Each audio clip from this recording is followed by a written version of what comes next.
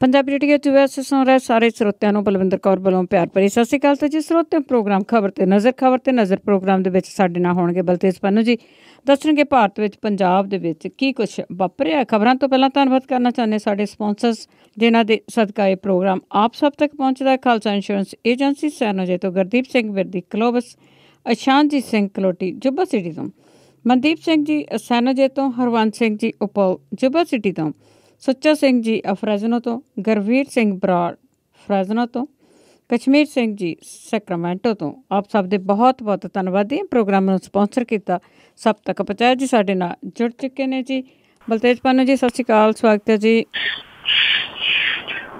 ਜੀ ਧੰਨਵਾਦ ਜੀ, ਬਹੁਤ ਮਿਹਰਬਾਨੀ। ਹਾਂਜੀ ਬਲਤੇਜ ਪੰਨੂ ਜੀ, ਸਭ ਤੋਂ ਪਹਿਲਾਂ ਸੁੱਚਾ ਸਿੰਘ ਲੰਗਾਹ ਦੀ ਖਬਰ ਆ ਜਿਹੜੀ ਬੜੀ ਘੁੰਮ ਰਹੀ ਆ, ਤੇ ਉਸ ਦੇ ਮਾਮਲੇ ਵਿੱਚ ਅਕਾਲੀ ਦਲ ਦੀ ਬੋਲਤੀ ਬੰਦ ਹੋ ਗਈ। ਬਿਲਕੁਲ ਜੀ, ਇਹ ਸਾਰਾ ਦਿਨ ਜਿਹੜਾ ਜੀ ਉਹ ਚੱਲਦੀ ਰਹੀ ਜਿਹੜੀ ਖਬਰ ਸੀਗੀ, ਔਰ ਅਕਾਲੀ ਦਲ ਦੀ ਜਿਹੜੀ ਚੁੱਪ ਸੀਗੀ ਉਹ ਅਜੇ ਤੱਕ ਜਿਹੜੀ ਆ ਉਹ ਕਾਇਮ ਹੈ। ਸ਼ਾਮ ਹੁੰਦਿਆਂ ਹੋਇਆ ਸੁੱਚਾ ਸਿੰਘ ਲੰਗਾਹ ਦੇ ਅਸਤੀਫੇ ਦੀ ਖਬਰ ਤਾਂ ਜਿਹੜੀ ਆ ਗਈ ਕਿ ਉਹਨੇ ਸ਼੍ਰੋਮਣੀ ਗੁਰਦੁਆਰਾ ਪ੍ਰਬੰਧਕ ਕਮੇਟੀ ਤੋਂ ਜਿਹੜਾ ਜੀ ਉਹ ਅਸਤੀਫਾ ਦੇ ਦਿੱਤਾ। ਅਕਾਲੀ ਦਲ ਦੇ ਅਹੁਦਿਆਂ ਤੋਂ ਉਹਨੇ ਕੋਰ ਕਮੇਟੀ ਤੋਂ ਜਿਹੜਾ ਉਹ ਅਸਤੀਫਾ ਦਿੱਤਾ। ਸੁਖਬੀਰ ਸਿੰਘ ਬਾਦਲ ਹੋਰਾਂ ਦਾ ਲਿਖਤੀ ਬਿਆਨ ਜਿਹੜਾ ਸੀਗਾ ਉਹ ਈਮੇਲ ਦੇ ਰੂਪ ਦੇ ਵਿੱਚ ਆ ਗਿਆ ਸਾਰੇ ਪੱਤਰਕਾਰਾਂ ਦੇ ਕੋਲੇ ਕਿ ਇਹ ਜਿਹੜਾ ਅਸਤੀਫਾ ਸੀਗਾ ਇਹਨੂੰ ਮਨਜ਼ੂਰ ਕਰ ਲਿਆ ਗਿਆ ਝੱਟ ਦੇਣੀ, ਭਾਵ ਕਿ ਉਧਰੋਂ ਪਹਿਲਾਂ ਤਾਂ ਇਹ ਜਿਹੜੀ ਇਹਦੀ ਮੇਲ ਆਉਂਦੀ ਹੈ ਸੁੱਚਾ ਸਿੰਘ ਲੰਗਾਹ ਵਾਲੀ, ਤੇ ਕਰੀਬ ਕੋਈ 5.5-6 ਮਿੰਟ ਤੋਂ ਬਾਅਦ ਜਿਹੜਾ ਜੀ ਉਹ ਸੁਖਬੀਰ ਸਿੰਘ ਬਾਦਲ ਹੋਰਾਂ ਦੇ ਦਫ਼ਤਰ ਦੇ ਵੱਲੋਂ ਜਿਹੜੀ ਆ ਉਹ ਈਮੇਲ ਆ ਜਾਂਦੀ ਹੈ, ਭਾਵ ਕਿ ਦੋਨੋਂ ਜਿਹੜੀਆਂ ਇੱਕ ਕਿਸਮ ਦੇ ਨਾਲ ਇੱਕੋ ਜਗ੍ਹਾ ਤੋਂ ਰਿਲੀਜ਼ ਕੀਤੀਆਂ ਗਈਆਂ। ਸੁੱਚਾ ਸਿੰਘ ਲੰਗਾਹ ਨੇ ਕਿਹਾ ਕਿ ਉਹ ਅਦਾਲਤ ਦੇ ਕੋਲੇ ਆਤਮ ਸਮਰਪਣ ਜਿਹੜਾ ਜੀ ਉਹ ਕਰੂਗਾ, ਕਿਉਂਕਿ ਛੁੱਟੀਆਂ ਨੇ, ਅੱਜ ਵੀ ਛੁੱਟੀ ਆ, ਭਲਕੇ ਐਤਵਾਰ ਆ, ਤੇ ਉਸ ਤੋਂ ਬਾਅਦ 2 ਅਕਤੂਬਰ ਦੀ ਜਿਹੜੀ ਆ ਉਹ ਛੁੱਟੀ ਆ। ਦੇਖਣਾ ਇਹ ਹੋਊਗਾ ਸੁੱਚਾ ਸਿੰਘ ਲੰਗਾਹ ਜਿਹੜਾ ਜੀ ਉਹ ਆਤਮ ਸਮਰਪਣ ਇਹਨਾਂ ਛੁੱਟੀਆਂ ਦੇ ਦੌਰਾਨ ਕਰਦਾ ਹੈ ਜਾਂ ਫਿਰ ਉਹ ਐਂਟੀਸਪੇਟਰੀ ਬੇਲ ਦੇ ਵਾਸਤੇ ਜਿਹੜਾ ਜੀ ਉਹ ਜਾਂਦਾ। ਪਰ ਅਕਾਲੀ ਦਲ ਨੇ ਅਸਤੀਫਾ ਜਿਹੜਾ ਸੀਗਾ ਜੀ ਉਹ ਮਨਜ਼ੂਰ ਕਰਨ ਤੋਂ ਬਿਨਾਂ ਹੋਰ ਇਹਦੇ ਉੱਤੇ ਕੋਈ ਕਿਸੇ ਕਿਸਮ ਦੀ ਟਿੱਪਣੀ ਜਿਹੜੀ ਆ ਜੀ ਉਹ ਨਹੀਂ ਕੀਤੀ। ਪਹਿਲਾਂ ਜਿਹੜਾ ਸਰਸੇ ਵਾਲਾ ਸੀਗਾ ਜੀ ਉਹਦੇ ਤੋਂ ਹਮਾਇਤ ਲੈਣੀ ਔਰ ਉਸ ਮਾਮਲੇ ਦੇ ਵਿੱਚ ਬੈਕਫੁੱਟ ਦੇ ਉੱਤੇ ਅਕਾਲੀ ਦਲ ਜਿਹੜਾ ਜੀ ਉਹ ਰਿਹਾ। ਹੁਣ ਇਹਦੇ ਨਾਲ ਵੀ ਗੁਰਦਾਸਪੁਰ ਦੇ ਵਿੱਚ ਜਿਹੜੀ ਹੋ ਰਹੀ ਚੋਣ ਹੈ ਉਹਦੇ ਵਿੱਚ ਵੀ ਇੱਕ ਕਿਸਮ ਦੇ ਨਾਲ ਬੈਕਫੁੱਟ ਦੇ ਉੱਤੇ ਜਿਹੜਾ ਉਹ ਚਲੇ ਗਿਆ। ਜਾਣਨ ਵਾਲੇ ਜਿਹੜੇ ਜਾਣਕਾਰ ਨੇ ਉਹ ਇਹ ਕਹਿੰਦੇ ਨੇ ਕਿ ਇਹ ਔਰਤ ਜਿਹੜੀ ਆ ਜੀ ਉਹ ਪਹਿਲਾਂ ਵੀ ਇਸ ਏਰੀਏ ਦੇ ਵਿੱਚ ਰੌਲਾ ਪਾਉਂਦੀ ਰਹੀ ਆ, ਪਰ ਉਹਦੀ ਕਿਸੇ ਨੇ ਸੁਣੀ ਨਹੀਂ, ਔਰ ਉਹ ਜਿਹੜੇ ਸਬੂਤ ਫੋਟੋਆਂ ਵਗੈਰਾ ਤੇ ਜਾਂ ਜਿਹੜੀ ਵੀਡੀਓ ਹੁਣ ਉਹਨੇ ਪੁਲਿਸ ਦੇ ਕੋਲੇ ਪੇਸ਼ ਕੀਤੀ ਆ, ਇਹਦੀ ਦੁਹਾਈ ਜਿਹੜੀ ਆ ਜੀ ਉਹ ਪਹਿਲਾਂ ਵੀ ਦਿੰਦੀ ਰਹੀ ਆ। ਹਾਲਾਂਕਿ ਕੁਛ ਥਾਵਾਂ ਦੇ ਉੱਤੇ ਜਿਹੜਾ ਜੀ ਇੱਕ ਕਿਸਮ ਦੇ ਨਾਲ ਉਹਨੂੰ ਗਲਤ ਠਹਿਰਾਉਣ ਦੀ ਜਿਹੜੀ ਆ ਉਹ ਕੋਸ਼ਿਸ਼ ਕੀਤੀ ਗਈ ਆ। ਪਰ ਇਹ ਤਾਂ ਜਿਹੜੀਆਂ ਦੀ ਉਹ ਗੱਲਾਂ ਚੱਲਦੀਆਂ ਰਹਿਣਗੀਆਂ, ਪਰ ਅਕਾਲੀ ਦਲ ਦੀ ਇਸ ਮਾਮਲੇ ਦੇ ਉੱਤੇ ਧਾਰੀ ਬਿਲਕੁਲ ਖਾਮੋਸ਼ੀ ਜਿਹਦੇ ਵਿੱਚ ਉਹਦੇ ਬੁਲਾਰੇ ਤੇ ਦੂਜੇ ਤੀਜੇ ਚੁੱਪ ਕਰਕੇ ਬਹਿ ਗਏ ਆ ਜੀ, ਉਹ ਬਹੁਤਿਆਂ ਦੇ ਵਾਸਤੇ ਸਵਾਲ ਖੜੇ ਕਰ ਰਹੀ ਹੈ। ਜੀ ਸਵਾਲ ਤਾਂ ਜੀ ਖੜੇ ਕਰੇਗੀ। ਤੇ ਅੱਗੇ ਆਪਾਂ ਗੱਲ ਕਰਦੇ ਹਾਂ ਮੁੰਬਈ ਦੇ ਵਿੱਚ ਸਰਕਾਰ ਦੀ ਤਿੱਖੀ ਆਲੋਚਨਾ। ਐਕਚੁਅਲੀ ਜਿਹੜਾ ਇੱਥੇ ਭਗਦੜ ਜਿਹੜੀ ਆ ਜੀ ਉਹ ਮਚੀ ਆ, ਕਿਉਂਕਿ ਅਕਸਰ ਇੱਦਾਂ ਦੀ ਭਗਦੜ ਜਿਹੜੀ ਆ ਉਹ ਮੰਦਰਾਂ ਦੇ ਵਿੱਚ ਮੱਚਦੀ ਆ ਜਦੋਂ ਕਿਤੇ ਲੋੜ ਤੋਂ ਵੱਧ ਸ਼ਰਧਾਲੂ ਜਿਹੜੇ ਆ ਜੀ ਉੱਥੇ ਪਹੁੰਚ ਜਾਂਦੇ ਆ, ਤੇ ਫਿਰ ਅਫਵਾਹ ਜਿਹੜੀ ਆ ਉਹ ਫੈਲ ਜਾਂਦੀ ਆ। 2 ਰੇਲਵੇ ਸਟੇਸ਼ਨਾਂ ਨੂੰ ਜੋੜਨ ਵਾਲਾ ਇਹ ਤੰਗ ਜਿਹਾ ਓਵਰ ਬ੍ਰਿਜ ਜਿਹੜਾ ਸੀਗਾ ਜੀ, ਇਹ ਬਾਰਿਸ਼ ਦੀ ਵਜ੍ਹਾ ਕਰਕੇ ਇੱਥੇ ਵੱਡੀ ਗਿਣਤੀ ਦੇ ਵਿੱਚ ਲੋਕ ਇਹਨੂੰ ਪਾਰ ਕਰ ਰਹੇ ਸੀਗੇ। ਇੱਕ ਕੁੜੀ ਦਾ ਪੈਰ ਜਿਹੜਾ ਜੀ ਉਹ ਤਿਲਕਿਆ ਦੱਸਿਆ ਜਾਂਦਾ। ਉਦੋਂ ਬਾਅਦ ਅਫਵਾਹ ਫੈਲ ਗਈ। ਇੱਕ ਤਾਂ ਕਿਸੇ ਨੇ ਇਹ ਕਹਿਤਾ ਕਿ ਕਿਸੇ ਨੇ ਇਹ ਨਾ ਦੇਖਿਆ ਕਿ ਪੈਰ ਤਿਲਕਿਆ ਉਹਦੇ ਕਰਕੇ ਰੌਲਾ ਪਿਆ। ਕਿਸੇ ਨੇ ਕਿਹਾ ਕਿ ਇਹ ਜਿਹੜਾ ਬ੍ਰਿਜ ਸੀਗਾ ਇਹਦੇ ਵਿੱਚ ਕਰੰਟ ਆ ਗਿਆ। 100 ਸਾਲ ਪੁਰਾਣਾ ਇਹ ਬ੍ਰਿਜ ਸੀਗਾ, ਔਰ ਕੁਛ ਇੱਕ ਨੇ ਇਹ ਕਹਿਤਾ ਕਿ ਅੱਗੋਂ ਬ੍ਰਿਜ ਟੁੱਟ ਗਿਆ। ਉਹਦੇ ਨਾਲ ਇੱਕ ਤਾਂ ਲੋਕ ਜਿਹੜੇ ਸੀ ਪਛਾਣ ਨੂੰ ਭੱਜੇ, ਦੂਜੇ ਜਿਹੜਾ ਸੀ ਉਹ ਲਮਕਣੇ ਸ਼ੁਰੂ ਹੋ ਗਏ, ਔਰ ਭੀੜ ਇੰਨੀ ਸੀਗੀ ਇਸ ਬ੍ਰਿਜ ਦੇ ਉੱਤੇ ਕਿਸੇ ਨੇ ਪਰਵਾਹ ਨਾ ਕੀਤੀ ਕਿ ਥੱਲੇ ਕੌਣ ਦੱਬ ਰਿਹਾ। ਉਹਦੇ ਉੱਤੋਂ ਦੀ ਲੋਕ ਜਿਹੜੇ ਜੀ ਉਹ ਲੰਘਦੇ ਰਹੇ। 22 ਮੌਤਾਂ ਜਿਹੜੀਆਂ ਇਹਦੇ ਉੱਤੇ ਹੋ ਗਈਆਂ। ਤੇ ਟਵੀਟ ਜਿਹੜੇ ਸੀ ਰਾਸ਼ਟਰਪਤੀ, ਉਪ ਰਾਸ਼ਟਰਪਤੀ ਤੇ ਪ੍ਰਧਾਨ ਮੰਤਰੀ ਦੇ ਆ ਗਏ ਕਿ ਬੜੀ ਹਮਦਰਦੀ ਇਹਨਾਂ ਦੇ ਨਾਲ, ਤੇ ਜ਼ਖਮੀਆਂ ਦੇ ਛੇਤੀ ਤੰਦਰੁਸਤ ਹੋਣ ਦੀ ਜਿਹੜੀ ਆ ਜੀ ਉਹ ਦੁਆ ਆ। ਰੇਲ ਮੰਤਰੀ ਨੇ ਮੁਆਵਜ਼ੇ ਦਾ ਐਲਾਨ ਵੀ ਜਿਹੜਾ ਸੀਗਾ ਜੀ ਉਹ ਕਰ ਦਿੱਤਾ। ਪਰ ਥਾਂ ਥਾਂ ਤੋਂ ਆਲੋਚਨਾ ਵੱਡੇ ਪੱਧਰ ਦੇ ਉੱਤੇ ਜਿਹੜੀ ਹੈ ਜੀ ਉਹ ਹੋ ਰਹੀ ਹੈ। ਇੱਕ ਤਾਂ ਲੋਕਲ ਜਿਹੜੇ ਲੋਕ ਨੇ ਇੱਥੇ ਰਹਿੰਦੇ, ਉਹ ਕਹਿੰਦੇ ਕਿ ਕਈ ਵਾਰੀ ਇਹਦੇ ਵਾਸਤੇ ਸ਼ਿਕਾਇਤ ਕੀਤੀ ਗਈ ਹੈ ਕਿ ਭੀੜਾ ਬ੍ਰਿਜ ਆ, ਇਹਨੂੰ ਦੁਬਾਰਾ ਬਣਾਇਆ ਜਾਵੇ। ਰੇਲਵੇ ਮੰਤਰੀ ਕਹਿੰਦੇ ਆ ਕਿ ਫੰਡਾਂ ਦੀ ਘਾਟ ਕਰਕੇ ਇਹ ਬ੍ਰਿਜ ਜਿਹੜਾ ਜੀ ਦੁਬਾਰਾ ਨਹੀਂ ਬਣਾਇਆ ਜਾ ਸਕਿਆ। ਇਹ ਵੀ ਕਿਹਾ ਜਾ ਰਿਹਾ ਜੀ ਕਿ ਜਿਹੜੇ ਫੜੀਆਂ ਵਾਲੇ ਨੇ ਉਹਨਾਂ ਨੇ ਪਹਿਲਾਂ ਹੀ ਭੀੜੇ ਬ੍ਰਿਜ ਦੇ ਉੱਤੇ ਦੋਨਾਂ ਸਾਈਡਾਂ ਦੇ ਉੱਤੇ ਕਬਜ਼ਾ ਕੀਤਾ ਹੋਇਆ, ਜਿਹਦੇ ਕਰਕੇ ਆਮ ਲੋਕਾਂ ਦਾ ਉੱਥੋਂ ਨਿਕਲਣਾ ਜਿਹੜਾ ਜੀ ਉਹ ਮੁਸ਼ਕਲ ਹੈ। ਇੱਕ ਹੋਰ ਵਜ੍ਹਾ ਕਰਕੇ ਜਿਹੜੀ ਵੱਡੀ ਆਲੋਚਨਾ ਹੋ ਰਹੀ ਹੈ ਰੇਲਵੇ ਮੰਤਰਾਲੇ ਦੀ, ਕਿ ਜਿਹੜੇ ਮਰੇ ਲੋਕ ਨੇ ਉਹਨਾਂ ਦੇ ਮੱਥਿਆਂ ਦੇ ਉੱਤੇ ਇੱਕ ਕਲਰ ਦੇ ਨਾਲ ਜਿਹੜਾ ਉਹਨਾਂ ਨੇ ਨੰਬਰ ਲਿਖ ਦਿੱਤੇ ਕਿ ਆਹ ਜਿਹੜਾ ਜੀ ਫੋਨ ਨੰਬਰ ਹੈ। ਇਹਦੀ ਆਲੋਚਨਾ ਜਿਹੜੀ ਬੜੀ ਤਿੱਖੀ ਹੋ ਰਹੀ ਹੈ। ਖਾਸ ਤੌਰ ਦੇ ਉੱਤੇ ਭਾਰਤੀ ਜਨਤਾ ਪਾਰਟੀ ਦੀ ਮਹਾਰਾਸ਼ਟਰ ਦੇ ਵਿੱਚ ਸਰਕਾਰ ਦੀ ਭਾਈਵਾਲ ਆ ਜਿਹੜੀ ਨਾਲ ਸ਼ਿਵ ਸੈਨਾ, ਉਹਨੇ ਇਹ ਕਿਹਾ ਕਿ ਇਹ ਕਤਲ ਹੋਏ ਨੇ ਔਰ ਇਹਨਾਂ ਕਤਲਾਂ ਦੇ ਵਾਸਤੇ ਸਰਕਾਰ ਨੂੰ ਜ਼ਿੰਮੇਵਾਰ ਠਹਿਰਾਇਆ ਜਾਣਾ ਚਾਹੀਦਾ। ਔਰ ਦੂਜੀ ਗੱਲ ਉਹਨਾਂ ਨੇ ਕਹੀ ਆ ਕਿ ਮਰਨ ਵਾਲਿਆਂ ਦੇ ਮੱਥਿਆਂ ਦੇ ਉੱਤੇ ਇਹ ਜਿਹੜਾ ਸੀਗਾ ਜੀ ਉਹ ਨੰਬਰ ਲਿਖ ਕੇ ਉਹਨਾਂ ਦੀ ਮੌਤ ਦੇ ਨਾਲ ਮਜ਼ਾਕ ਕੀਤਾ ਗਿਆ ਜੀ। ਤੇ ਅੱਗੇ ਆਪਾਂ ਗੱਲ ਕਰਦੇ ਆ ਇੱਕ ਕਮਿਸ਼ਨ ਦੀ ਮੀਟਿੰਗ ਸੀ ਜੀ SGPC ਦੇ ਨਾਲ, ਉਸ ਦੇ ਵਿੱਚ SGPC ਕਸੂਤੀ ਫਸੀ। ਐਕਚੁਅਲੀ ਜੀ ਜਿਹੜੇ ਇਹ ਸਾਬਕਾ ਜਸਟਿਸ ਰਣਜੀਤ ਸਿੰਘ ਹੋਰਾਂ ਵਾਲਾ ਕਮਿਸ਼ਨ ਹੈ, ਇਹਨੇ ਤਲਬ ਕੀਤਾ ਜੀ ਸ਼੍ਰੋਮਣੀ ਗੁਰਦੁਆਰਾ ਪ੍ਰਬੰਧਕ ਕਮੇਟੀ ਨੂੰ। ਇਹ ਆਖਿਆ ਕਿ ਉਹ ਸਾਰਾ ਰਿਕਾਰਡ ਲਿਆਂਦਾ ਜਾਵੇ ਜਦੋਂ ਸਰਸੇ ਵਾਲੇ ਨੂੰ ਮਾਫੀ ਦਿੱਤੀ ਗਈ ਹੈ, ਤੇ ਖਾਸ ਤੌਰ ਦੇ ਉੱਤੇ ਜਿਹੜੇ 96 ਲੱਖ ਰੁਪਈਏ ਦੇ ਕਹੇ ਜਾਂਦੇ ਆ ਕਿ ਇਹਨਾਂ ਨੇ ਇਸ਼ਤਿਹਾਰ ਦਿੱਤੇ ਸੀ ਅਖਬਾਰਾਂ ਦੇ ਵਿੱਚ, ਉਹਦਾ ਪੂਰਾ ਰਿਕਾਰਡ ਜਿਹੜਾ ਜੀ ਉਹ ਲਿਆਂਦਾ ਜਾਵੇ। ਇਹਦੇ ਵਿੱਚੋਂ ਜਥੇਦਾਰ ਅਕਾਲ ਤਖਤ ਤਾਂ ਨਿਕਲ ਗਏ ਕਿਉਂਕਿ ਰਿਕਾਰਡ ਅਕਾਲ ਤਖਤ ਦਾ ਮੰਗਿਆ। ਇਹ ਕਹਿ ਦਿੱਤਾ ਗਿਆ ਕਿ ਅਕਾਲ ਤਖਤ ਅਦਾਲਤਾਂ ਤੋਂ ਉੱਪਰ ਹੈ, ਇਸ ਕਰਕੇ ਉਹਨੂੰ ਸਮਨਿੰਗ ਨਹੀਂ ਕੀਤੀ ਜਾ ਸਕਦੀ। ਸਮਨਿੰਗ ਜਿਹੜੀ ਸੀਗੀ ਜੀ ਉਹ ਸ਼੍ਰੋਮਣੀ ਗੁਰਦੁਆਰਾ ਪ੍ਰਬੰਧਕ ਕਮੇਟੀ ਨੂੰ ਹੋ ਗਈ। ਸ਼੍ਰੋਮਣੀ ਗੁਰਦੁਆਰਾ ਪ੍ਰਬੰਧਕ ਕਮੇਟੀ ਦੇ ਪ੍ਰਧਾਨ ਕਿਰਪਾਲ ਸਿੰਘ ਬਡੂਗਰ ਹੋਰੀ ਜਿਹੜੇ ਜੀ ਉਹ ਹਸਪੀਟਲ 'ਚ ਦਾਖਲ ਹੋ ਗਏ। ਇਹ ਵੀ ਕਿਹਾ ਜਾ ਰਿਹਾ ਜੀ ਕਿ ਉਹ ਇਸੇ ਕਰਕੇ ਹੀ ਦਾਖਲ ਹੋਏ ਆ। ਕੱਲ ਸਾਰਾ ਦਿਨ ਜਿਹੜਾ ਸੀਗਾ ਜੀ ਇਹ ਕਿਰਪਾਲ ਸਿੰਘ ਬਡੂਗਰ ਦੇ ਅਸਤੀਫੇ ਦੀ ਜਿਹੜੀ ਖਬਰ ਸੀ ਉਹ ਚੱਲਦੀ ਰਹੀ। ਬਾਰ-ਬਾਰ ਜਿਹੜਾ ਏਲਚੀ ਆ ਉਹਨਾਂ ਦੇ ਕੋਲੇ ਭੇਜਿਆ ਜਾ ਰਿਹਾ, ਜਿਹੜਾ ਕਿ ਚੀਮਾ ਸਾਹਿਬ ਦੇ ਰੂਪ ਦੇ ਵਿੱਚ ਆ। ਉਹ 2 ਵਾਰੀ ਉਹਨਾਂ ਦੇ ਕੋਲੇ ਜਿਹੜਾ ਜੀ ਉਹ ਆਏ, ਦੱਸੀਦੇ ਨੇ ਕਿ ਉਹ ਅਸਤੀਫਾ ਨਾ ਦੇਣ। ਪਰ ਕੁਝ ਸੂਤਰ ਜਿਹੜੇ ਆ ਜੀ ਉਹ ਇਹ ਕਹਿ ਰਹੇ ਆ ਕਿ ਕਿਰਪਾਲ ਸਿੰਘ ਬਡੂਗਰ ਹੋਰੀ ਕਮਿਸ਼ਨ ਦੇ ਸਾਹਮਣੇ ਪੇਸ਼ ਨਹੀਂ ਹੋਣਾ ਚਾਹੁੰਦੇ। ਉਹ ਇਹ ਸਮਝਦੇ ਆ ਕਿ ਉਹਨਾਂ ਨੂੰ ਫਸਾ ਦਿੱਤਾ ਗਿਆ ਕਿਉਂਕਿ ਇਹ ਕੀਤੀਆਂ ਤਾਂ ਅਕਾਲੀ ਦਲ ਦੀਆਂ ਨੇ। ਹੁਣ ਜਦੋਂ ਇਹ ਭਰਨੀਆਂ ਪੈ ਰਹੀਆਂ ਨੇ ਜਾਂ ਮੂਹਰੇ ਆ ਰਹੀਆਂ ਨੇ, ਫਿਰ ਅਕਾਲੀ ਦਲ ਜਿਹੜਾ ਜੀ ਉਹ ਸੋਚ ਰਿਹਾ ਵੀ ਇੱਥੇ ਹੁਣ ਜਾਂ ਤਾਂ ਅਕਾਲ ਤਖਤ ਨੂੰ ਢਾਹ ਦਿੱਤਾ ਜਾਵੇ ਜਾਂ ਫਿਰ ਸ਼੍ਰੋਮਣੀ ਗੁਰਦੁਆਰਾ ਪ੍ਰਬੰਧਕ ਕਮੇਟੀ ਜਿਹੜੀ ਹੈ ਜੀ ਉਹਨੂੰ ਸਾਹਮਣੇ ਮੋਹਰਾ ਬਣਾ ਕੇ ਜਿਹੜਾ ਕਮਿਸ਼ਨ ਦੇ ਸਾਹਮਣੇ ਪੇਸ਼ ਕਰ ਦਿੱਤਾ ਜਾਵੇ। ਕਿਉਂਕਿ ਜਦੋਂ ਇਹ ਰਿਕਾਰਡ ਪੇਸ਼ ਕੀਤਾ ਜਾਊਗਾ ਤੇ ਨਿਰਸੰਦੇਹ ਉਹਦੇ ਵਿੱਚ ਬਹੁਤ ਕੁਝ ਜਿਹੜਾ ਜੀ ਉਹ ਨਿਕਲ ਆਉਣਾ ਕਿ ਇਹ ਸਾਰੀ ਕਹਾਣੀ ਅਸਲ ਦੇ ਵਿੱਚ ਕੀ ਸੀਗੀ। ਅੱਜ ਸ਼੍ਰੋਮਣੀ ਗੁਰਦੁਆਰਾ ਪ੍ਰਬੰਧਕ ਕਮੇਟੀ ਦੀ ਮੀਟਿੰਗ ਇੱਥੇ ਪਟਿਆਲੇ ਦੇ ਵਿੱਚ ਜਿਹੜੀ ਆ ਉਹ ਰੱਖੀ ਗਈ ਆ, ਜਿਹਦੀ ਪ੍ਰਧਾਨਗੀ ਕਿਰਪਾਲ ਸਿੰਘ ਬਡੂਗਰ ਹੋਰੀ ਜਿਹੜਾ ਉਹ ਕਰਨਗੇ। ਇਸ ਮੀਟਿੰਗ ਦੇ ਵਿੱਚ ਇਹ ਫੈਸਲਾ ਜਿਹੜਾ ਜੀ ਕੀਤਾ ਜਾਊਗਾ ਕਿ ਜਸਟਿਸ ਰਣਜੀਤ ਸਿੰਘ ਹੋਰਾਂ ਦੇ ਕਮਿਸ਼ਨ ਦੇ ਮੂਹਰੇ ਕੌਣ ਪੇਸ਼ ਹੋਵੇ, ਇਹ ਰਿਕਾਰਡ ਜਿਹੜਾ ਜੀ ਉਹ ਕਿਹੜੇ ਤਰੀਕੇ ਦੇ ਨਾਲ ਲਿਜਾਇਆ ਜਾਵੇ। ਇਹ ਵੀ ਕਿਹਾ ਜਾ ਰਿਹਾ ਜੀ ਕਿ ਇੱਕ ਜਿਹੜਾ ਆਨਰੇਰੀ ਪ੍ਰਧਾਨ ਹੈ ਉਹ ਨਿਯੁਕਤ ਕਰਨ ਦੀ ਗੱਲ ਜਿਹੜੀ ਆ ਵੱਡੇ ਪੱਧਰ ਦੇ ਉੱਤੇ ਚੱਲ ਰਹੀ ਆ ਕਿ ਕਾਰਜਕਾਰੀ ਪ੍ਰਧਾਨ ਲਾ ਦਿੱਤਾ ਜਾਊਗਾ। ਉਹ ਕਾਰਜਕਾਰੀ ਪ੍ਰਧਾਨ ਜਿਹੜਾ ਜੀ ਕਮਿਸ਼ਨ ਦੇ ਸਾਹਮਣੇ ਪੇਸ਼ ਹੋਊਗਾ। ਦੂਜੇ ਕੁਝ ਸੂਤਰ ਇਹ ਵੀ ਕਹਿ ਰਹੇ ਨੇ ਕਿ ਅਕਾਲੀ ਦਲ ਜਿਹੜਾ ਪੰਥਕ ਮੁੱਦੇ ਦੀ ਭਾਲ ਦੇ ਵਿੱਚ ਹੈ, ਉਹ ਇਹਨੂੰ ਪੰਥਕ ਮੁੱਦੇ ਦੇ ਰੂਪ ਦੇ ਵਿੱਚ ਉਭਾਰ ਸਕਦਾ, ਕਿਉਂਕਿ ਉਹ ਇਹ ਕਹਿ ਸਕਦਾ ਕਿ ਅਦਾਲਤਾਂ ਜਿਹੜੀਆਂ ਨੇ ਜੀ ਉਹ ਦੇਖੋ ਹੁਣ ਸਿੱਖਾਂ ਦੀ ਜਿਹੜੀ ਸਿਰਮੌਰ ਜਥੇਬੰਦੀ ਆ ਉਹਨੂੰ ਸੰਮਣ ਕਰਨ ਲੱਗੀ ਹੈ ਸਰਕਾਰ, ਜਿਹੜੀ ਸਰਕਾਰ ਦੇ ਵੱਲੋਂ ਬਣਾਇਆ ਵਿੱਚ ਸ਼੍ਰੋਮਣੀ ਗੁਰਦੁਆਰਾ ਪ੍ਰਬੰਧਕ ਕਮੇਟੀ ਫਸ ਗਈ ਆ। ਤੁਹਾਨੂੰ ਯਾਦ ਹੋਣਾ ਜਿਹੜੇ ਸਾਬਕਾ ਜਸਟਿਸ ਕਾਟਜੂ ਹੋਰੀ ਸਨ, ਉਹਨਾਂ ਨੇ ਵੀ ਇੱਕ ਛਾਣਬੀਣ ਜਿਹੜੀ ਹੈ ਜੀ ਬਾਈਬਲ ਕਲਾਂ ਦੇ ਵਿੱਚ ਹੋਇਆ ਕਾਂਡ ਤੇ ਗੁਰੂ ਗ੍ਰੰਥ ਸਾਹਿਬ ਦੀ ਹੋਈ ਬੇਅਦਬੀ ਦੇ ਬਾਰੇ ਦੇ ਵਿੱਚ ਜਾਂਚ ਕੀਤੀ ਸੀ। ਕੁਝ ਹਫ਼ਤਿਆਂ 'ਚ ਉਹਨਾਂ ਨੇ ਜਾਂਚ ਰਿਪੋਰਟ ਪੇਸ਼ ਕਰਤੀ ਸੀ, ਜਿਹਦੇ ਵਿੱਚ ਸਿੱਧਾ ਉਦੋਂ ਸਰਕਾਰ ਨੂੰ ਦੋਸ਼ੀ ਠਹਿਰਾਇਆ ਗਿਆ ਸੀਗਾ ਇਸ ਸਾਰੇ ਕਾਂਡ ਦੇ ਵਾਸਤੇ। ਜੋਰਾ ਸਿੰਘ ਕਮਿਸ਼ਨ ਪਿਛਲੀ ਅਕਾਲੀ ਭਾਜਪਾ ਸਰਕਾਰ ਨੇ ਬਣਾਇਆ ਸੀ, ਚੋਣਾਂ ਤੋਂ 6 ਮਹੀਨੇ ਪਹਿਲਾਂ ਉਹਨਾਂ ਨੇ ਰਿਪੋਰਟ ਸਬਮਿਟ ਕਰਤੀ ਸੀ, ਉਹ ਵੀ ਦੱਬ ਕੇ ਜਿਹੜੀ ਜੀ ਉਹ ਰੱਖੀ ਤੇ ਮੌਜੂਦਾ ਸਰਕਾਰ ਨੇ ਜਸਟਿਸ ਰਣਜੀਤ ਸਿੰਘ ਕਮਿਸ਼ਨ ਜਿਹੜਾ ਜੀ ਉਹ ਬਣਾਇਆ। ਵੇਖਦੇ ਹਾਂ ਅੱਜ ਸ਼੍ਰੋਮਣੀ ਗੁਰਦੁਆਰਾ ਪ੍ਰਬੰਧਕ ਕਮੇਟੀ ਇਸ ਮਸਲੇ ਤੇ ਕੀ ਪੈਂਤੜਾ ਲੈਂਦੀ ਹੈ। ਪੈਂਤੜਾ ਕੀ ਲੈਣਾ ਜੀ, ਏਦਾਂ ਹੀ ਠਰਕਾ ਦੇਣਗੇ ਅਗਲੇ ਨੂੰ। ਅੱਗੇ ਆਪਾਂ ਗੱਲ ਕਰਦੇ ਹਾਂ ਟਰੱਕ ਯੂਨੀਅਨ ਤੋੜਨ ਦਾ ਮਾਮਲਾ ਬੜਾ ਭਖਿਆ ਸੀ, ਪਰ ਹੁਣ ਉਹ ਵੀ ਠੰਡੇ ਵਸਤੇ 'ਚ।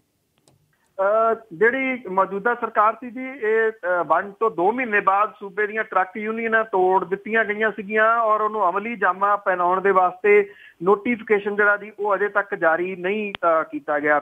ਮਈ ਮਹੀਨੇ ਦੇ ਵਿੱਚ THD ਚੈਂਬਰ ਵੱਲੋਂ ਸਮਾਗਮ ਦੇ ਵਿੱਚ ਸ਼ਾਮਲ ਹੋਏ, ਉਦੋਂ ਕਾਰੋਬਾਰੀਆਂ ਨੇ ਟਰੱਕ ਯੂਨੀਅਨਾਂ ਦੇ ਵੱਲੋਂ ਵੱਧ ਭਾੜਾ ਵਸੂਲਣ ਦਾ ਮਾਮਲਾ ਮੁੱਖ ਮੰਤਰੀ ਦੇ ਕੋਲੇ ਉਠਾਇਆ ਸੀਗਾ ਤੇ ਮੁੱਖ ਮੰਤਰੀ ਨੇ ਟਰੱਕ ਯੂਨੀਅਨਾਂ ਤੋੜਨ ਦਾ ਐਲਾਨ ਕਰਤਾ ਸੀਗਾ।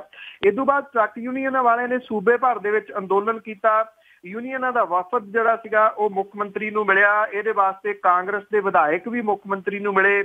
ਇਹਦੇ ਸੰਬੰਧੀ ਜਿਹੜਾ ਜੀ ਆਲ ਪੰਜਾਬ ਟਰੱਕ ਆਪਰੇਟਰਸ ਯੂਨੀਅਨ ਜਿਹੜੀ ਹੈ ਜੀ ਉਹਨਾਂ ਨੇ ਵੀ ਗੱਲਬਾਤ ਜਿਹੜੀ ਉਹ ਕੀਤੀ। ਪੰਜਾਬ ਸਰਕਾਰ ਨੇ ਜ਼ਮੀਨੀ ਹਕੀਕਤਾਂ ਸਮਝੇ ਬਗੈਰ ਟਰੱਕ ਯੂਨੀਅਨ ਕਹਿੰਦੀ ਕਿ ਇਹ ਯੂਨੀਅਨਾਂ ਜਿਹੜੀਆਂ ਸੀਗੀਆਂ ਉਹ ਤੋੜਨ ਦਾ ਐਲਾਨ ਕਰ ਦਿੱਤਾ, ਜਿਹਦੇ ਕਰਕੇ ਇਹਨੂੰ ਲਾਗੂ ਕਰਨ ਦੇ ਵਿੱਚ ਜਿਹੜੀਆਂ ਜੀ ਉਹ ਕੁਝ ਟੈਕਨੀਕਲ ਦਿੱਕਤਾਂ ਆ ਰਹੀਆਂ ਨੇ। ਹੁਣ ਇਹ ਕਿਹਾ ਜਾ ਰਿਹਾ ਜੀ ਕਿ ਇਹ ਜਿਹੜਾ ਮਾਮਲਾ ਹਾਲ ਦੀ ਘੜੀ ਜਿਹੜਾ ਜੀ ਉਹ ਠੰਡੇ ਬਸਤੇ ਦੇ ਵਿੱਚ ਪਾ ਦਿੱਤਾ ਗਿਆ। ਜਿਹੜੇ ਟਰੱਕ ਯੂਨੀਅਨ ਵਾਲੇ ਆ ਉਹ ਇਹ ਕਹਿੰਦੇ ਕਿ ਅਸੀਂ ਕੁਝ ਕੰਟਰੈਕਟ ਪਹਿਲਾਂ ਦੇ ਸਾਈਨ ਕੀਤੇ ਹੋਏ ਆ। ਸਰਕਾਰ ਇਸ ਮਾਮਲੇ ਦੇ ਉੱਤੇ ਇੱਥੋਂ ਤੱਕ ਪਹੁੰਚ ਰਹੀ ਆ ਕਿ ਤੁਸੀਂ ਏਦਾਂ ਕਰੋ, ਇਹ ਜਿਹੜੇ ਕੰਟਰੈਕਟ ਨੇ 31 ਮਾਰਚ ਤੱਕ ਪੂਰੇ ਕਰ ਲਓ। 31 ਮਾਰਚ ਤੱਕ ਤੁਹਾਨੂੰ ਇਹ ਕੰਟਰੈਕਟ ਜਿਹੜੇ ਆ ਜੀ ਇਹਦੇ ਤੋਂ ਰੋਕਿਆ ਨਹੀਂ ਜਾਊਗਾ। ਜਿਹੜੇ ਵੀ ਕਿਰਾਏ ਭਾੜੇ ਤੁਸੀਂ ਲੈਣੇ ਆ ਉਹ ਲੈ ਲਓ। ਉਸ ਤੋਂ ਬਾਅਦ ਕੀਤਾ ਕੀ ਜਾਊਗਾ ਕਿ ਟਰੱਕ ਯੂਨੀਅਨਾਂ ਤੋੜੀਆਂ ਨਹੀਂ ਜਾਣਗੀਆਂ, ਪਰ ਰੇਟ ਜਿਹੜੇ ਆ ਉਹ ਸਰਕਾਰ ਤੈਅ ਕਰੂਗੀ। ਇਸ ਗੱਲ ਦੇ ਉੱਤੇ ਦੋਵਾਂ ਧਿਰਾਂ ਦੇ ਵਿਚਾਲੇ ਜਿਹੜੀ ਆ ਜੀ ਉਹ ਗੱਲ ਨਿਬੜਦੀ ਨਜ਼ਰ ਜਿਹੜੀ ਆ ਉਹ ਆ ਰਹੀ ਆ।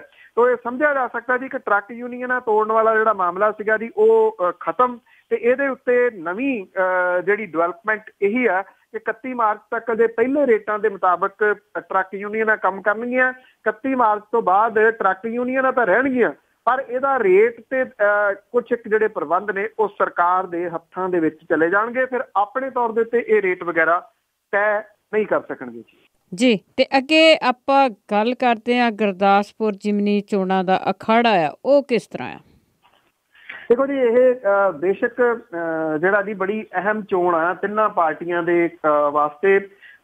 ਕਾਂਗਰਸ ਦੇ ਵਾਸਤੇ ਕਿਉਂਕਿ ਉਹਦੇ 6 ਮਹੀਨੇ ਬਣੀ ਨੂੰ ਹੋਏ ਆ ਤੇ ਜਿਹੜੀ ਉਹਦੀ ਆਲੋਚਨਾ ਹੋ ਰਹੀ ਆ, ਉਹਦਾ ਜਵਾਬ ਜਿਹੜਾ ਜੀ ਇਸ ਚੋਣ ਦੇ ਰੂਪ ਦੇ ਵਿੱਚ ਕਾਂਗਰਸ ਤੇ ਦੇਣਾ ਚਾਹੁੰਦੀ ਹੈ। ਤੇ ਨਿਰਸਨ ਦੇ ਪ੍ਰਚਾਰ ਦੇ ਪੱਖੋਂ ਹਾਲ ਦੀ ਘੜੀ ਉਹਦਾ ਹੱਥ ਉੱਤੇ ਵੀ ਆ। ਭਾਰਤੀ ਜਨਤਾ ਪਾਰਟੀ ਜਿਹੜੀ ਆ ਜੀ ਉਹ ਮੋਦੀ ਵੇਵ ਦੀ ਗੱਲ ਜਿਹੜੀ ਕਰਦੀ ਆ, ਉਹ ਇਹ ਦੱਸਣਾ ਚਾਹੁੰਦੀ ਹੈ ਕਿ ਉਹ ਅਜੇ ਵੀ ਜਾਰੀ ਹੈਗੀ ਆ। ਹਾਲਾਂਕਿ ਕੇਂਦਰ ਦੇ ਵਿੱਚ ਜੋ ਕੁਝ ਚੱਲ ਪਿਆ ਇਹਦਾ ਅਸਰ ਸਿੱਧਮ ਸਿੱਧਾ ਇਸ ਚੋਣ ਦੇ ਉੱਤੇ ਵੀ ਪੈਣਾ। ਆਮ ਆਦਮੀ ਪਾਰਟੀ ਜਿਹੜੀ ਕਿ ਪੰਜਾਬ ਵਿਧਾਨ ਸਭਾ ਦੇ ਵਿੱਚ 100 ਸੀਟਾਂ ਜਿੱਤਣ ਦੀ ਗੱਲ ਕਰਦੀ ਸੀਗੀ, ਉਹ ਇੱਕ ਆਪੋਜੀਸ਼ਨ ਪਾਰਟੀ ਤੱਕ ਹੀ ਸਿਮਟ ਕੇ ਰਹਿ ਗਈ। ਉਹ ਵੀ ਦੱਸਣਾ ਚਾਹੁੰਦੀ ਹੈ ਕਿ ਮਾਝੇ ਦੇ ਵਿੱਚ ਉਹਦਾ ਆਧਾਰ ਜਿਹੜਾ ਜੀ ਉਹ ਹੈਗਾ। ਇਸੇ ਕਰਕੇ ਤਿੰਨੇ ਪਾਰਟੀਆਂ ਜਿਹੜੀਆਂ ਨੇ ਉਹ ਜ਼ੋਰ ਤਾਂ ਲਾ ਰਹੀਆਂ ਨੇ, ਪਰ ਜ਼ੋਰ ਦੇ ਬਾਵਜੂਦ ਇਹ ਜਿਹੜਾ ਚੋਣ ਅਖਾੜਾ ਜੀ ਉਹ ਭਖ ਨਹੀਂ ਰਿਹਾ।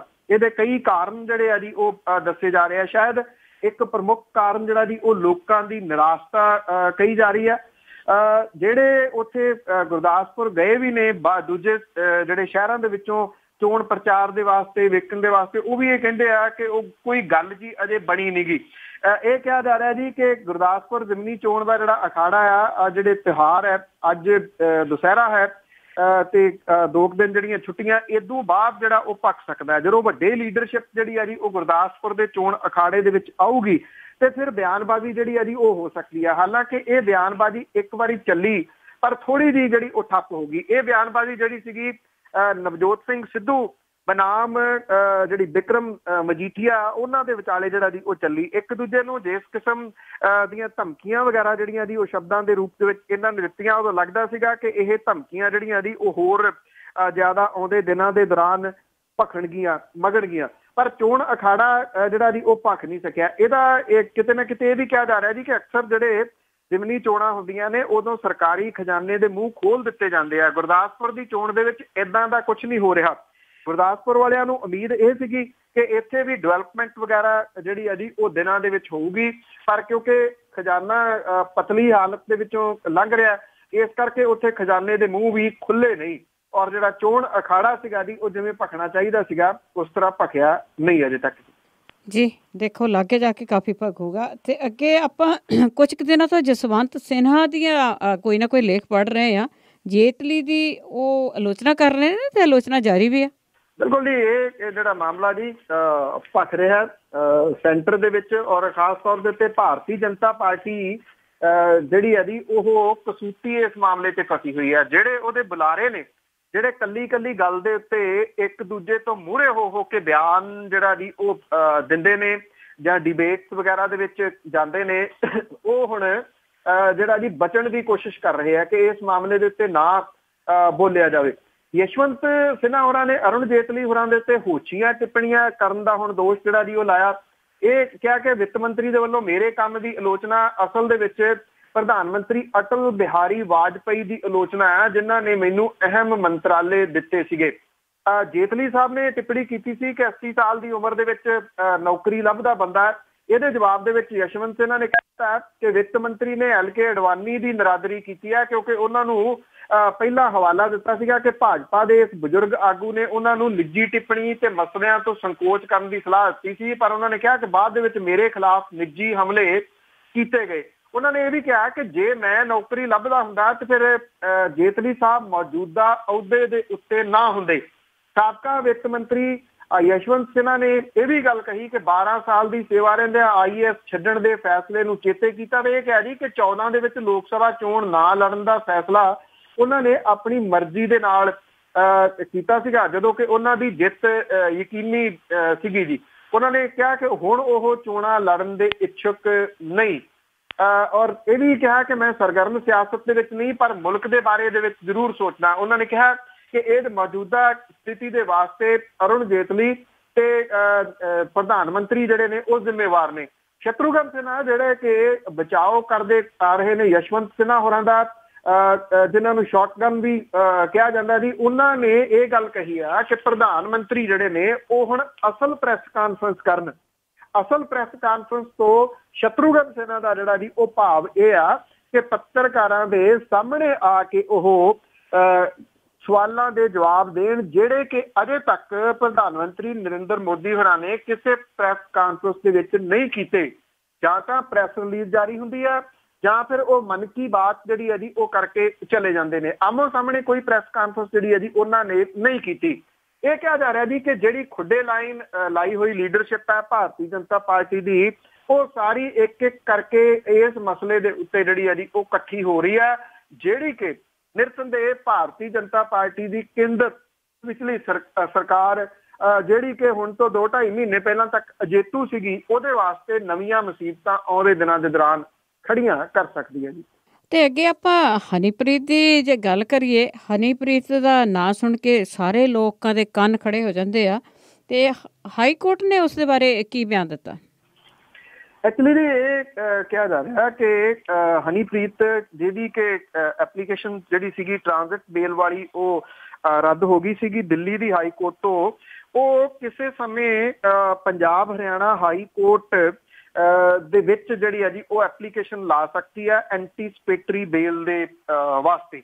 ਇਹਨੂੰ ਲੈ ਕੇ ਜਿਹੜੀ ਹਰਿਆਣੇ ਦੀ ਪੁਲਿਸ ਹੈ, ਜਿਹੜੀ ਕਿ ਜ਼ਬਰਦਸਤ ਆਲੋਚਨਾ ਇਸ ਵੇਲੇ ਸਹਿ ਰਹੀ ਹੈ, ਉਹਨੂੰ ਹੱਥਾਂ ਪੈਰਾਂ ਦੀ ਜਿਹੜੀ ਹੈ ਜੀ ਉਹ ਪਈ ਹੋਈ ਆ ਔਰ ਪਲ ਪਲ ਦੀ ਨਿਗਾਹ ਜਿਹੜੀ ਹੈ ਜੀ ਉਹ ਰੱਖੀ ਜਾ ਰਹੀ ਆ ਕਿ ਹਨੀਪ੍ਰੀਤ ਕਿਤੇ ਉਹ ਨਾ ਹੋਵੇ ਕਿ ਦਿੱਲੀ ਵਾਂਗੂ ਇੱਥੇ ਵੀ ਕਿਸੇ ਵਕੀਲ ਦੇ ਆਪਣੇ ਪੇਪਰ ਸਾਈਨ ਕਰਕੇ ਜਿਹੜੀ ਉਹ ਚਲੇ ਜਾਵੇ ਤੇ ਹਰਿਆਣੇ ਦੀ ਪੁਲਿਸ ਦੇ ਹੱਥ ਉਹ ਨਾ ਆਵੇ, ਕਿਉਂਕਿ ਹਰਿਆਣੇ ਦੀ ਪੁਲਿਸ ਚਾਹੁੰਦੀ ਹੈ ਕਿ ਉਹਨੂੰ ਗ੍ਰਿਫਤਾਰ ਉਹ ਕਿਸੇ ਰੂਪ ਦੇ ਵਿੱਚ ਕਰ ਲਏ। ਉਹਦਾ ਡਰਾਈਵਰ ਜਿਹੜਾ ਫੜਿਆ ਗਿਆ ਸੀ, ਉਹ ਤੋਂ ਵੀ ਪੁੱਛਗਿੱਛ ਤੋਂ ਬਾਅਦ ਜਿਹੜੇ ਉਹਦੇ ਟਿਕਾਣੇ ਨੇ ਉਹਨਾਂ ਦੇ ਉੱਤੇ ਛਾਪੇਮਾਰੀ ਜਿਹੜੀ ਦੀ ਕੀਤੀ ਗਈ ਆ। ਪਰ ਹਨੀਪ੍ਰੀਤ ਜਿਹੜੀ ਆ ਉਹ ਇੱਕ ਪਰਛਾਵੇਂ ਵਾਂਗੂ ਤੁਸੀਂ ਕਹਿ ਲਓ ਕਿ ਉਹ ਹਰਿਆਣੇ ਦੇ ਪੁਲਿਸ ਦੇ ਹੱਥ ਨਹੀਂ ਆ ਰਹੀ। ਇਹ ਕਿਹਾ ਜਾ ਰਿਹਾ ਜੀ ਕਿ ਉਹਦੇ ਜਿਹੜੇ ਸੈੱਲ ਨੇ ਸੀਨੀਅਰ ਪੁਲਿਸ ਅਫਸਰਾਂ ਦੇ ਵਿਚਾਲੇ ਉਹ ਕੰਮ ਕਰ ਰਹੇ ਆ। ਜਦੋਂ ਛਾਪਾ ਵੱਜਣਾ ਹੁੰਦਾ ਹਨੀਪ੍ਰੀਤ ਨੂੰ ਪਹਿਲਾਂ ਜਾਣਕਾਰੀ ਜਿਹੜੀ ਹੈ ਜੀ ਉਹ ਮਿਲ ਜਾਂਦੀ ਆ। ਜਿੱਥੇ ਜਿੱਥੇ ਛਾਪੇਮਾਰੀ ਹੋਈ ਆ ਉੱਥੋਂ ਹਨੀਪ੍ਰੀਤ ਦੇ ਕੁਝ ਮਿੰਟ ਪਹਿਲਾਂ ਨਿਕਲ ਜਾਣ ਦੀਆਂ ਖਬਰਾਂ ਜਿਹੜੀਆਂ ਨੇ ਜੀ ਉਹਨੇ ਕਈ ਕਿਸਮ ਦੀਆਂ ਆਲੋਚਨਾਵਾਂ ਨੂੰ ਜਨਮ ਜਿਹੜਾ ਜੀ ਉਹ ਦਿੱਤਾ। ਉਧਰ ਜਿਹੜੀ ਹਰਿਆਣੇ ਦੀ ਪੁਲਿਸ ਹੈ ਜੀ ਉਹ ਕਹਿੰਦੀ ਹੈ ਕਿ ਜਿਹੜੀ WhatsApp ਕਾਲਿੰਗ ਹੈ ਜਾਂ WhatsApp ਦੇ ਉੱਤੇ ਜਿਹੜੀ ਚੈਟ ਆ ਉਹ ਉਹਨਾਂ ਦੇ ਵਾਸਤੇ ਮੁਸੀਬਤ ਬਣ ਰਹੀ ਹੈ ਹਰਿਆਣੇ ਦੀ ਪੁਲਿਸ ਦੇ ਵਾਸਤੇ। ਉਹ ਕਹਿੰਦੇ ਆ ਕਿ ਹਨੀਪ੍ਰੀਤ ਤੇ ਜਿਹੜਾ ਅਦਿੱਤਿਆ ਇੰਸਾ ਇਹ ਆਪਣੇ ਸਾਥੀਆਂ ਦੇ ਨਾਲ WhatsApp ਦੇ ਉੱਤੇ ਇੱਕ ਦੂਜੇ ਦੇ ਸੰਪਰਕ ਦੇ ਵਿੱਚ ਨੇ। ਉਸੇ ਹੀ ਕਾਲ ਦੇ ਰਾਹੀਂ ਹਨੀਪ੍ਰੀਤ ਨੂੰ ਜਿਹੜੀ ਹੈ ਜੀ ਉਹ ਜਾਣਕਾਰੀ ਪਹੁੰਚ ਰਹੀ ਹੈ। ਇਹ ਤਾਂ ਤਕਰੀਬਨ ਹਾਲਾਤ ਉਹ ਹੀ ਨੇ ਜੀ, ਉੱਠਿਆ ਆਪ ਤੋਂ ਨਾ ਜਾਏ ਫਿਟੇ ਮੂੰਹ ਗੋਡਿਆਂ ਦਾ, ਕਿ ਜਿਹੜੀਆਂ ਖੁਫੀਆ ਵਿਭਾਗ ਤੇ ਇੰਨਾ ਕੁਛ ਜਿਹੜਾ ਜੀ ਉਹ ਸਾਰਾ ਕੁਝ ਫਿਰ ਕਿੱਥੇ ਆ, ਉਹਨਾਂ ਕੋਲੇ ਜਾਣਕਾਰੀ ਜਿਹੜੀ ਜੀ ਉਹ ਕਿੱਥੇ ਆ। WhatsApp ਦੇ ਉੱਤੇ ਸਿਰਫ ਦੋਸ਼ ਜਿਹੜੇ ਆ ਜੀ ਉਹ ਧਰੇ ਜਾ ਰਹੇ ਆ, ਪਰ ਇਹ ਕਿਹਾ ਜਾ ਰਿਹਾ ਜੀ ਕਿ ਜਿਹੜੇ ਕੁਝ ਸੀਨੀਅਰ ਆਫੀਸਰ ਨੇ ਉਹਨਾਂ ਦੇ ਵੱਲੋਂ ਪਲ ਪਲ ਦੀ ਜਾਣਕਾਰੀ ਜਿਹੜੀ ਆ ਜੀ ਉਹ ਪੱਤਰਕਾਰਾਂ ਦੇ ਰਾਹੀਂ, ਦੂਜੇ ਤੀਜੇ ਆਪਣੇ ਸੋਰਸ ਦੇ ਰਾਹੀਂ ਲਈ ਜਾ ਰਹੀ ਆ ਵੀ ਕਿਤੇ ਹਨੀਪ੍ਰੀਤ ਇੱਥੇ ਸਾਈਨ ਕਰਨ ਦੇ ਵਾਸਤੇ ਚੰਡੀਗੜ੍ਹ ਤਾਂ ਨਹੀਂ ਪਹੁੰਚ ਰਹੀ। ਜੇ ਪਹੁੰਚ ਕੇ ਇੱਥੋਂ ਵੀ ਉਹ ਦਿੱਲੀ ਵਾਂਗੂ ਮੁੜ ਗਈ ਤੇ ਨਿਰਸੰਦੇਹ ਇਹ ਆਲੋਚਨਾਵਾਂ ਹਰਿਆਣੇ ਦੀ ਸਰਕਾਰ ਤੇ ਹਰਿਆਣੇ ਦੀ ਪੁਲਿਸ ਦੀਆਂ ਫਿਰ ਹੋਰ ਵਧਣਗੀਆਂ। ਜੀ ਜੀ ਬਿਲਕੁਲ। ਤੇ ਅੱਗੇ ਅਖੀਰ ਦੇ ਵਿੱਚ ਆਪਾਂ ਜਾਂਦੇ ਜਾਂਦੇ ਸਵਾਲ ਕਰਦੇ ਹਾਂ, ਸ਼ਹੀਦ ਭਗਤ ਸਿੰਘ ਦੀਆਂ ਜੇ ਕਿਤਾਬਾਂ ਦੀ ਕਰੀਏ ਤੇ ਆਮ ਲੋਕਾਂ ਤੋਂ ਦੂਰ। ਬਿਲਕੁਲ ਜੀ, ਐਕਚੁਅਲੀ ਜਿਹੜੀ ਇਹ ਰਿਪੋਰਟ ਹੈ ਜੀ ਕਿ ਸ਼ਹੀਦ ਆਜ਼ਮ ਭਗਤ ਸਿੰਘ ਦੀ ਸ਼ਹਾਦਤ ਜਿਹੜੀ ਹੈ ਜੀ ਉਹਨੂੰ 86 ਵਰ੍ਹੇ ਬੀਤ ਚੁੱਕੇ ਨੇ, ਪਰ ਉਹਨਾਂ ਦੀਆਂ ਲਿਖਤਾਂ ਨੂੰ ਕਿਸੇ ਨੇ ਮਾਤ ਭਾਸ਼ਾ ਪੰਜਾਬੀ ਦੇ ਵਿੱਚ ਇੱਕ ਜਿਲਦ ਥੱਲੇ ਇਕੱਠਾ ਨਹੀਂ ਕੀਤਾ ਜੀ। ਮੌਜੂਦਾ ਸਮੇਂ ਭਗਤ ਸਿੰਘ ਦੀਆਂ ਸਾਰੀਆਂ ਲਿਖਤਾਂ ਉਰਦੂ ਭਾਸ਼ਾ ਦੀ ਪੁਸਤਕ ਸ਼ਹੀਦ ਭਗਤ ਸਿੰਘ ਦਸਤਾਵੇਜ਼ੋਂ ਕੇ ਆਈਨੇ ਮੇ ਤੇ ਮਰਾਠੀ ਭਾਸ਼ਾ ਦੀ ਪੁਸਤਕ ਭਗਤ ਸਿੰਘ ਸੰਪੂਰਨ ਵੰਗਮਏ ਦੇ ਵਿੱਚ ਜਿਹੜੀਆਂ ਜੀ ਉਹ ਦਰਜ ਨੇ। ਬਾਕੀ ਭਾਸ਼ਾਵਾਂ ਦੇ ਪਾਠਕ ਭਗਤ ਸਿੰਘ ਦੀਆਂ ਸਾਰੀਆਂ ਲਿਖਤਾਂ ਵਾਲੀ ਪੁਸਤਕ ਤੋਂ ਜਿਹੜਾ ਜੀ ਉਹ ਵਾਂਝੇ ਨੇ। ਭਗਤ ਸਿੰਘ ਦੀਆਂ ਹੁਣ ਤੱਕ 120 ਤੋਂ ਵੱਧ ਲਿਖਤਾਂ ਜਿਹੜੀਆਂ ਜੀ ਉਹ ਸਾਹਮਣੇ ਆਈਆਂ ਨੇ। ਉਹਦੇ ਵਿੱਚ ਉਹਦੀਆਂ ਜੇਲ੍ਹ ਨੋਟਬੁੱਕ ਇਹਨਾਂ ਲਿਖਤਾਂ ਤੋਂ ਵੱਖਰਾ ਦਸਤਾਵੇਜ਼ ਹੈ। ਪੰਜਾਬੀ ਭਾਸ਼ਾ ਵਿੱਚ ਭਗਤ ਸਿੰਘ ਦੀਆਂ 85 ਦੇ ਕਰੀਬ ਲਿਖਤਾਂ ਇੱਕ ਜਿਲਦ ਦੇ ਹੇਠ ਹੈਗੀਆਂ ਨੇ। ਇਹ ਲਿਖਤਾਂ ਭਗਤ ਸਿੰਘ ਹੋਰਾਂ ਦੇ ਭਾਣਜੇ ਪ੍ਰੋਫੈਸਰ ਜਗਮੋਹਨ ਸਿੰਘ ਹੋਰਾਂ ਦੇ ਵੱਲੋਂ ਮਾਂ ਬੋਲੀ ਪੰਜਾਬੀ ਦੇ ਵਿੱਚ ਲਿਖੀ ਪੁਸਤਕ ਸ਼ਹੀਦ ਭਗਤ ਸਿੰਘ ਤੇ ਉਹਨਾਂ ਦੇ ਸਾਥੀਆਂ ਦੀਆਂ ਲਿਖਤਾਂ ਦੇ ਵਿੱਚ ਜਿਹੜਾ ਜੀ ਉਹ ਸ਼ਾਮਲ ਨੇ। ਪ੍ਰੋਫੈਸਰ ਜਗਮੋਹਨ ਸਿੰਘ ਦੇ ਵੱਲੋਂ ਲਿਖੀ ਇਹ ਪੁਸਤਕ ਦਾ ਪਹਿਲਾ ਐਡੀਸ਼ਨ 1985 ਵਿੱਚ ਛਪਿਆ ਸੀ। ਹੁਣ ਤੱਕ ਇਹਦੇ 9 ਐਡੀਸ਼ਨ ਛਪ ਚੁੱਕੇ ਨੇ ਔਰ ਇਸ ਪੁਸਤਕ ਦੇ ਵਿੱਚ ਭਗਤ ਸਿੰਘ ਤੇ ਉਹਦੇ ਸਾਥੀਆਂ ਦੀਆਂ 105 ਲਿਖਤਾਂ ਦਰਜ ਨੇ, ਜਿਹਦੇ ਵਿੱਚੋਂ ਭਗਤ ਸਿੰਘ ਦੀਆਂ 85 ਲਿਖਤਾਂ ਨੇ। ਇਹ ਕਿਹਾ ਜਾ ਰਿਹਾ ਜੀ ਕਿ ਭਗਤ ਸਿੰਘ ਦੀਆਂ ਹੁਣ ਤੱਕ ਖੋਜੀਆਂ 120 ਤੋਂ ਵੱਧ ਲਿਖਤਾਂ ਦੇ ਵਿੱਚ 53 ਚਿੱਠੀਆਂ, 2 ਅਦਾਲਤਾਂ ਦੇ ਬਿਆਨ, 3 ਟੈਲੀਗ੍ਰਾਮ, ਅਸੈਂਬਲੀ ਬੰਬ ਕਾਂਡ ਤੇ ਸਾਂਡਰਸ ਨਾਲ ਸੰਬੰਧਿਤ 2 ਪਰਚੇ, ਚਾਂਦ ਰਸਾਲੇ ਦੇ ਫਾਂਸੀ ਅੰਕ ਦੇ ਵਿੱਚ ਛਪੇ 30 ਦੇ ਕਰੀਬ ਲੇਖ, 2 ਹਿੰਦੀ ਲੇਖ, 10 ਸੁਪਰੀਮ ਕੋਰਟ ਦੇ ਨਾਲ ਚਿੱਠੀਆਂ, ਸਿਆਸਤ ਦੇ ਬਾਰੇ ਲੇਖ ਜਿਹੜੇ ਉਹ ਸ਼ਾਮਲ ਹੈ। ਭਗਤ ਸਿੰਘ ਦੀਆਂ ਸਭ ਤੋਂ ਵੱਧ ਲਿਖਤਾਂ ਪ੍ਰੋਫੈਸਰ ਚਮਨ ਲਾਲ ਹੋਰਾਂ ਦੇ ਵੱਲੋਂ 2007 ਦੇ ਵਿੱਚ ਲਿਖੀ ਹਿੰਦੀ ਪੁਸਤਕ ਸ਼ਹੀਦ ਭਗਤ ਸਿੰਘ ਦਸਤਾਵੇਜ਼ੋਂ ਕੇ ਆਈਨੇ ਮੇ ਦੇ ਵਿੱਚ ਸ਼ਾਮਲ ਹੈ ਔਰ ਇਹ ਕਿਤਾਬ ਭਾਰਤ ਸਰਕਾਰ ਦੇ ਵੱਲੋਂ ਛਾਪੀ ਗਈ ਸੀ। ਪ੍ਰੋਫੈਸਰ ਚਮਨ ਲਾਲ ਹੋਰੀ ਕਹਿੰਦੇ ਆ ਕਿ ਇਸ ਪੁਸਤਕ ਤੋਂ ਬਾਅਦ ਉਹਨਾਂ ਨੂੰ ਭਗਤ ਸਿੰਘ ਦੇ ਸੁਪਰੀਮ ਕੋਰਟ ਨਾਲ ਸੰਬੰਧਿਤ 10 ਚਿੱਠੀਆਂ ਤੇ ਕੁਝ ਹੋਰ ਲਿਖਤਾਂ ਜਿਹੜੀਆਂ ਸੀਗੀਆਂ ਮਿਲੀਆਂ। ਸਾਲ 8 ਦੇ ਵਿੱਚ ਸੁਪਰੀਮ ਕੋਰਟ ਦੇ ਵੱਲੋਂ ਦ ਟਰਾਇਲ ਆਫ ਭਗਤ ਸਿੰਘ ਪ੍ਰਦਰਸ਼ਨੀ ਲਾਈ ਗਈ ਸੀ।